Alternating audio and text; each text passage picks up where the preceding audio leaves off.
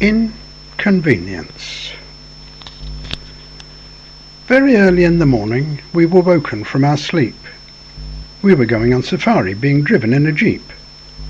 We went out before our breakfast. We went out before sunrise. We went out before the sleep had fully vanished from our eyes.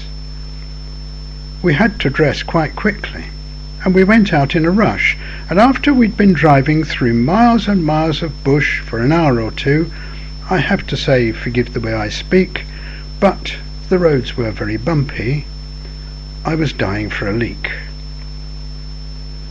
The driver stopped the jeep and kindly offered us a drink, but it might have been more kind if he had only paused to think.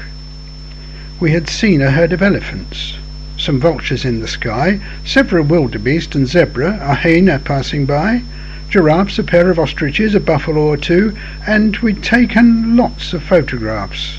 Well, that's what tourists do. We had even seen some lions lazing underneath a tree, but we hadn't seen a toilet, and I really had to pee.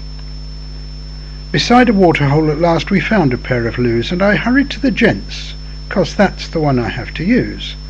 Yes, I went up to the gentleman's and pushed the door ajar, but I didn't push it hard, and it didn't open far.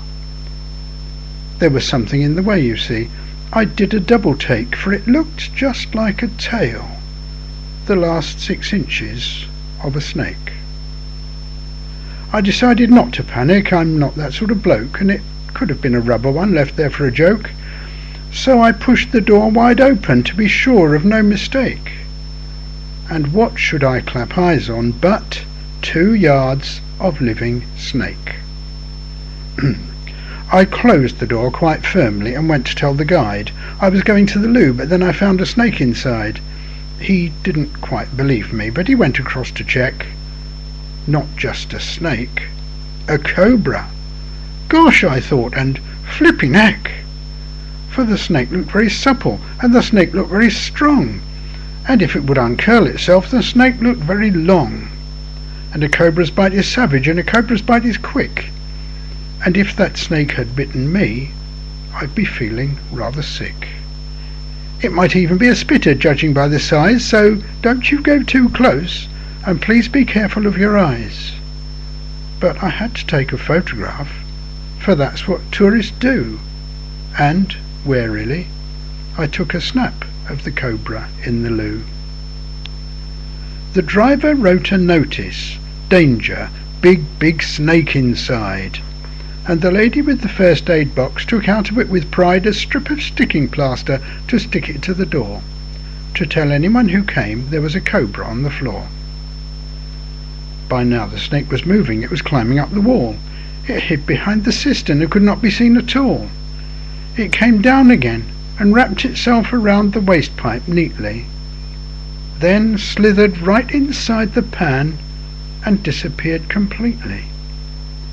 Now, I was on a mission to tell others what I'd seen, but I was very conscious of the fact I'd still not been. So, in that situation, though most times I wouldn't dare, when I found the ladies empty, I quickly popped in there.